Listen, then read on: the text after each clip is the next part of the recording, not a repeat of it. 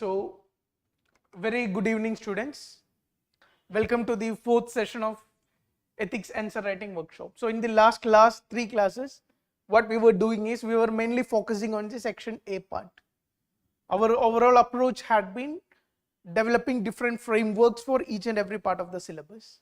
Starting from the stakeholder approach, we have around 11-12 different approaches or different frameworks which you can liberally apply across different dimensions.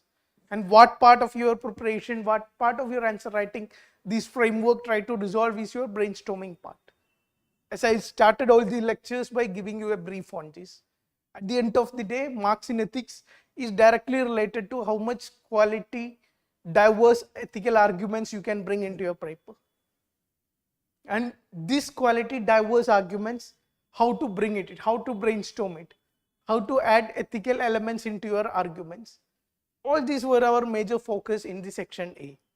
In this class, we will shift to section B, that is case studies. I hope you have gone through the 3 case studies that has been given. Last 3 years case studies have been given. And let's see how to approach, what different frameworks you can apply in these case studies. So, starting the session with a broad understanding how we are going to approach the next 3 classes, including this class. How we are planning out different, what we are going to learn in the next 3 classes. I want to give you a brief on this. So, this class is about understanding case study. So, what are the basic demands of case study? Like we say about section A, diversity of the arguments carry a lot of weightage in section A. Similarly, what exactly is the demand of case study? What kind of questions are being asked in the case study? Similar to the framework or mental approach we have used in section A, what is the approach you can follow in the section B or case studies? That is all what focus of today's discussion. What are the major issues students are facing and how you can, what are different strategies you can keep in mind to resolve these issues. On this note, we will have a discussion in today's class. In next class, that is on Wednesday, if you have gone through the earlier 2023 MIB document for ethics, MIB document for ethics, or if you have attended the previous workshop, you might have already aware of, we have identified around 10 different themes for case studies. If you look at the last 10-11 years, questions, what kind of questions is being asked in the case study, at certain level there is repetition. Sometimes at the ethical issue level, sometimes at the application level, administrative level case studies, different types of case studies are being included. Sometimes at the private companies, different types of issues has been repeated. So based on last 10 years, 11 years pattern, we have identified different themes on which around 10 different themes on which cases are repeatedly being asked. So as a student of ethics, at least on these 10 themes, you should be well versed. And what does this mean by well versed? Here, if a question comes on similar nature, you should be able to bring in very specific points. You should be able to bring in some legality. You should be able to bring in some innovative solutions. And these innovative solutions in case studies, I'm repeating very clearly, it doesn't come when you sit for the exam. You have to prepare accordingly. You have to prepare beyond the generalistic answer in the case studies. And what type of questions you have to prepare? For this question, we have identified the themes. If you want to do it yourself, you can also go through the previous year questions. Have your own analysis, what kind of questions are coming. Identify some of the themes and work on these themes. How you can bring better answers on these themes. That is our second class, Wednesday's class is all about. So work on these aspects. On third class, that is will be on Friday, we will go through the miscellaneous case study topics. Like even in the 2023 topics, case study, if you look, one case study was on social media, the last case study of 2023 paper. Similarly, if you look at the previous years, at many times we get a case study on current developments, on recent events that has been happened in the near past. So there may be only single question, there may be totally different kind of questions will be asked in this kind of some kind of case studies. So how to approach these kind of questions? How to approach some of the questions which hasn't been covered in the other two lectures that will be covered in the last class.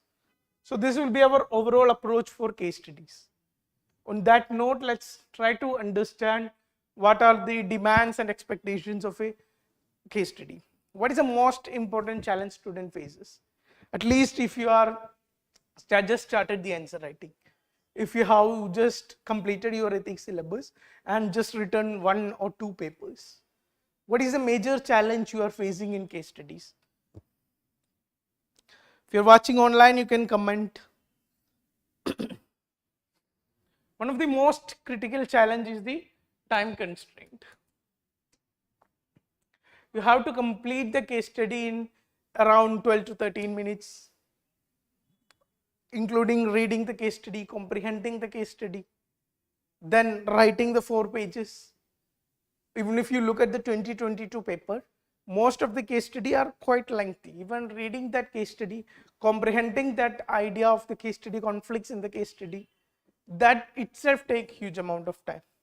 Then if you come to the question, you see 4 questions, 5 questions in different case studies. So managing these challenges within 13 minutes, 14 minutes, that becomes absolutely critical. Secondly, what are other issues students face in case studies? Many a time, students fail to understand the meaning of the case studies. We'll discuss that in detail when we discuss different parts of the case study. So time constraint, what all steps you can take to address the case studies? One of the most critical takeaway from this class would be your 2 areas you can constrain, you can improve your time management. One is the reading case study part. How you can fast read case study. How you can understand the crux of the case study by a single reading. That is the first part of it. What is the second part of it? In writing, how you can save the time. It is the 2 areas you can generally focus on how to manage the time correctly. If I speak of the first part, that is comprehending the case studies. In 2023 batch also this has been highlighted. You should have a mental process how you are going to approach the case studies. If you watch the previous workshop lectures, we were being focusing on not writing the stakeholder diagram in the answer, but focus on who are the stakeholders in the first time reading itself. Identify 5-6 stakeholders in the first time reading itself. What are their interest in this case? What are their guiding values? Identify these 3 parts. If you correctly and logically identify these 3 parts, half of your case study work is done. Now, if your ethical issues is asked, what you have to do? Take different stakeholders. What is their conflict in this case? Understand the value conflict and write in terms of values. If ethical dilemma is asked, write in terms of different conflicting values. Similarly, if options is asked, you are generate different options depending on stakeholders. Like understanding the stakeholders, their interest and their guiding values. These 3 elements form the crux of your understanding case study. If you read the case study to pick out these elements from the case study, you can comprehend the case study in one go. So this is one approach we have mastered for 2023 mains. Now we have one more approach we are going to discuss in this session. That is problems and objective approach. That is stakeholder approach is what I discussed right now. Problems and objective approach is whenever you are reading the case study for the first time, identify what are the core problems in this case study and what are the peripheral problems in the case study. Once you identify this, then try to identify what are the objectives. Objectives also you can categorize as core objectives and peripheral objectives. And the case study is all about what processes you are going to take to achieve these objectives. So this is another framework on which you can keep in mind while reading the case studies. These are 2 different approaches. What I want to do is take some of the stakeholders, take some of the case studies, especially the previous year's case studies, then try to understand who are the stakeholders, what are their interests and what are their guiding principles in certain cases. and take some other cases and try to understand what are the core problems, what are the peripheral problems, and what are the core objectives and what are the peripheral objectives. Try to build this framework by one reading of the case studies. This is an exercise you have to do. Whenever you are reading a case study, try to view the case study with some approaches. If you are starting at very early stage of preparation, you don't know, so you are not exposed to different themes on which case studies asked, go for stakeholder approach. Once you get a little bit of exposure on different aspects and types of questions being asked in case studies, then try to incorporate the problem and objective approach into your thought process. So this is the first set of exercise you have to do. Secondly, you need to understand different aspects of ethics case study. We speak about this is a structure of the answer, you can categorize it. Or as a student, these are different aspects you should keep in mind while preparation. Should have absolute clarity what you're going to do in each and every part of this. Especially we are keeping in mind traditional case studies, not exceptional case studies. And in a case study, there may not be each and every one of these options may not be available in the case study. Some case study may ask about ethical issues and different options only. Some case study may ask you to list down different options, then critically analyze, then which one is the best option, then justify. Some case study will give you to list down the course of action, not the best action. So what is the subtle differences you make in this case? Some case will ask you to list down the ethical issues, whereas the other case will ask you to list down the ethical dilemma. So what is the difference you make in both of these cases? All this understanding we will try to build in this class. Starting from introduction of ethics case studies. See, basically ethics case study introduction you can write in two ways. Standard two ways. Either summarize the case. Summarize the case means write in terms of the stakeholders itself. Suppose a civil servant name is given, he is facing a certain kind of ethical dilemma. Write directly, this is a case where this civil servant is facing this kind of ethical dilemma. You are writing directly in terms of the name by taking the names of the stakeholders. Or you can write about core ethical issue, what kind of values are being compromised. Is this case study about corruption? Is this case study about private sector issues? Is this case study about professional jealousy? What exactly is the core ethical issue in this? Write on these issue and you can start the answer. These are two standard approaches. Now to give value addition points, next class I told you we will be discussing different themes on which case study is being asked. So based on these themes, list down some of the current developments. If you get a case study similar to this theme and you have gone prepared by some current developments, cite that current development and start the case study. Or you can start with stakeholders. Now, should you use the stakeholder diagram or not? Earlier there was a practice like at every question you will be making some stakeholder diagram like this. See, one thing you should keep in mind very correctly. Earlier when case studies were short and earlier when you don't have too much of limitation on how to, number of questions were not too much. So you need something to fill the pages also. So when these kind of case studies is being asked, you still can use stakeholder diagram. There is absolutely no issues.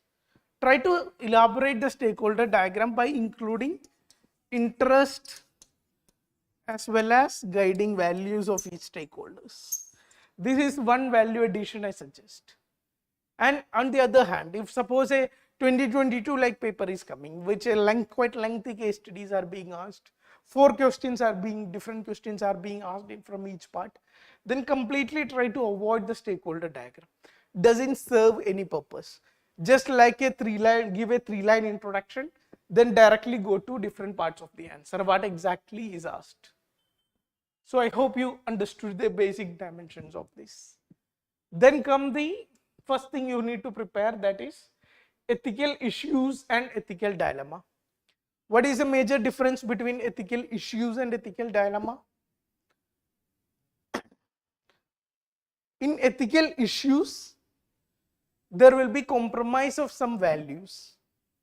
There will be corruption happened. Corruption happened means there is compromise on public resources, utilization, principles of utilization of public resources.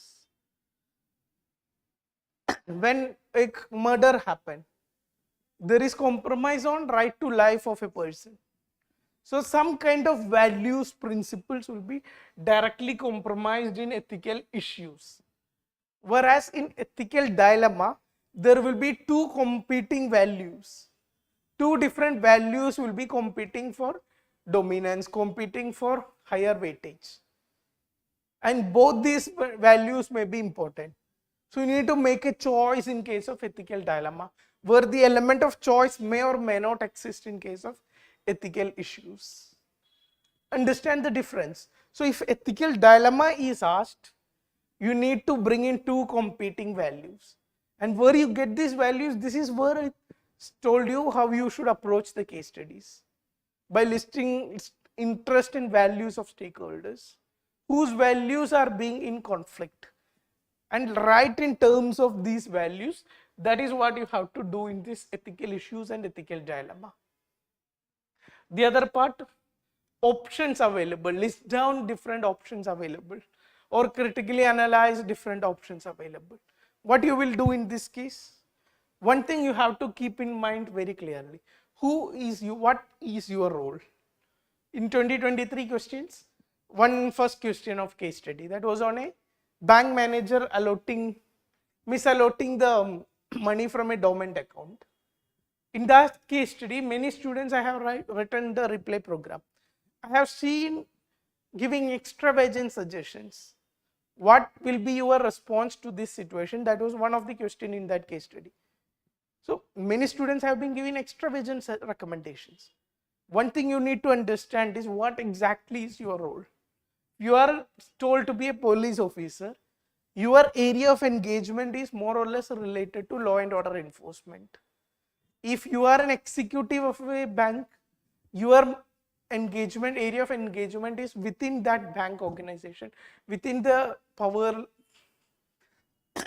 available to the executive. So you should have a broad idea on who exactly are you. And for every role, you cannot be everything. You cannot go and suggest a change in the law. You cannot go and suggest completely reforming the system. You have to understand your limitations of your role, and within that limitations you have to give suggestions.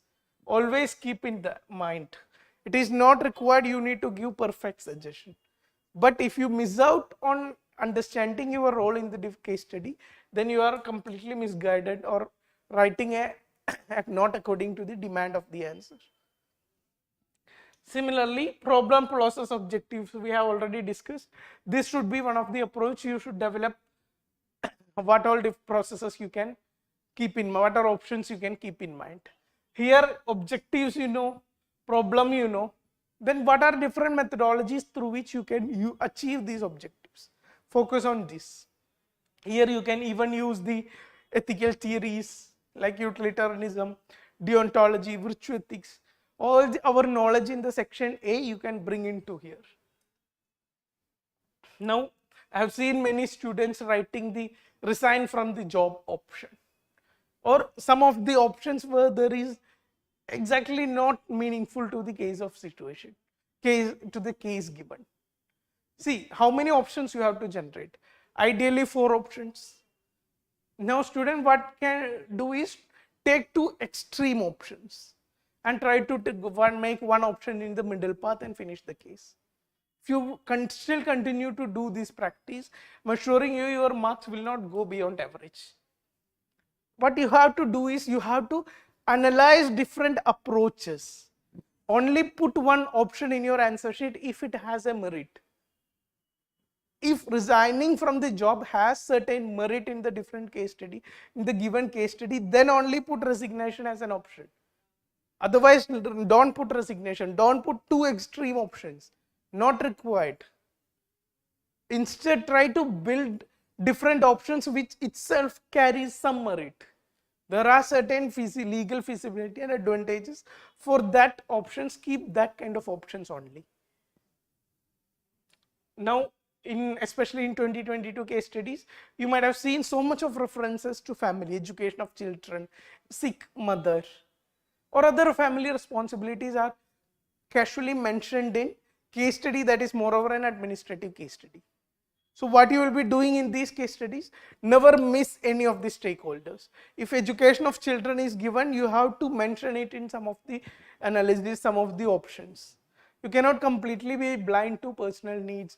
Even if the case study is completely an administrative case study, you cannot be blind to family responsibilities.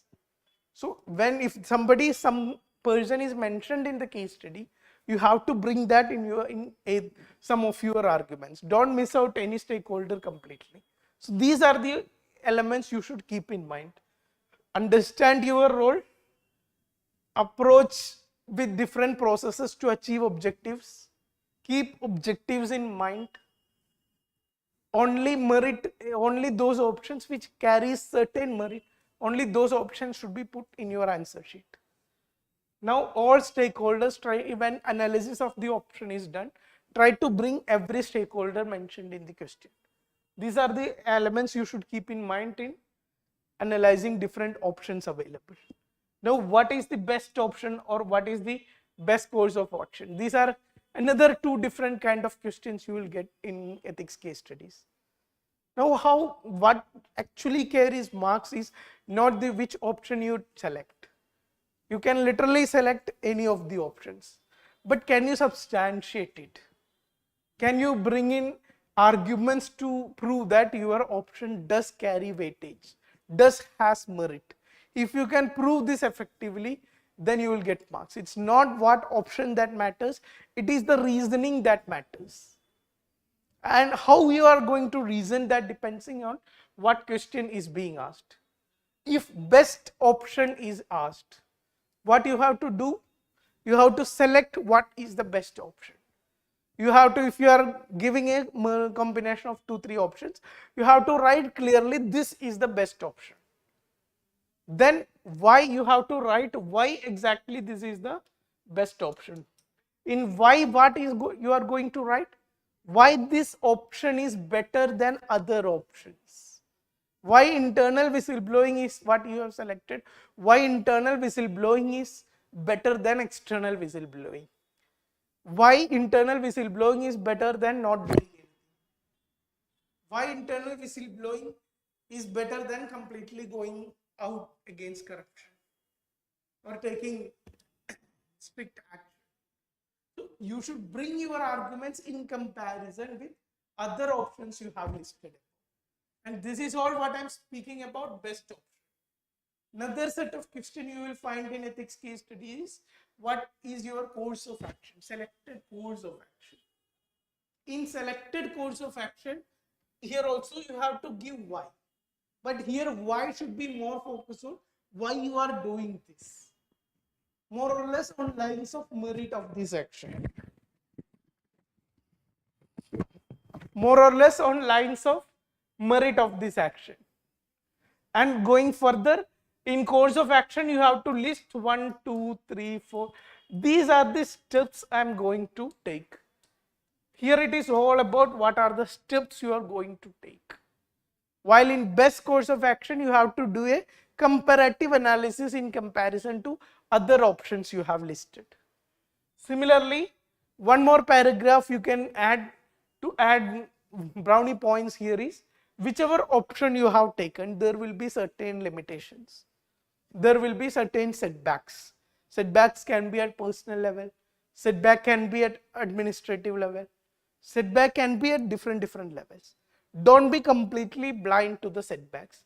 Whatever setbacks you might have already written in the analysis part, that is cons, demerits of the certain option. Now try to bring out some of the suggestions, some of the steps you can take to address these limitations. Don't be completely blind to the limitations part of your best course, selected course of action. Every course of action does carry certain limitations. What will be your response to address these limitations? This you should bring out in your answers. Now speaking about the last part of your ethics case study, that is conclusion. Conclusion, not too much of diverse from section A conclusion or GS conclusion. Keep it simple, 2-3 lines, that is all required.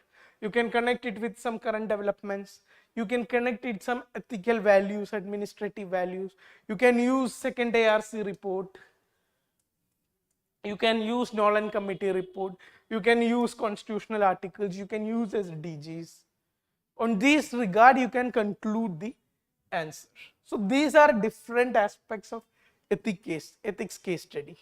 Hope you had a very clear picture. As a student of ethics case study, you should try to prepare these aspects individually and very clearly and understand the subtle differences based on the changes in the question.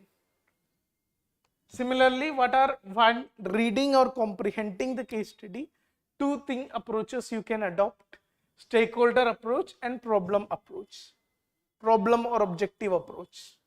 In stakeholder approach, whenever you are reading the case study for the first time, what your mental process will be?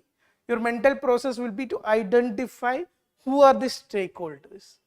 You may make some underlining round or something, and that is not enough. Understand what are their interest in this and what are their guiding values in this. If you understand, if you make this picture in your mind, your case is done. Similarly, in problem solving approach, we will try to split it under two ways. Try to identify the core and peripheral problems discussed in the case, and try to identify the core and peripheral objectives in this case. Now try to different methodologies, different processes to achieve these objectives, what you can do. That should form the crux of your case. Let's go to today's case study. If you have not read this case study, pause the video, read the case study at least once, then we will continue the discussion.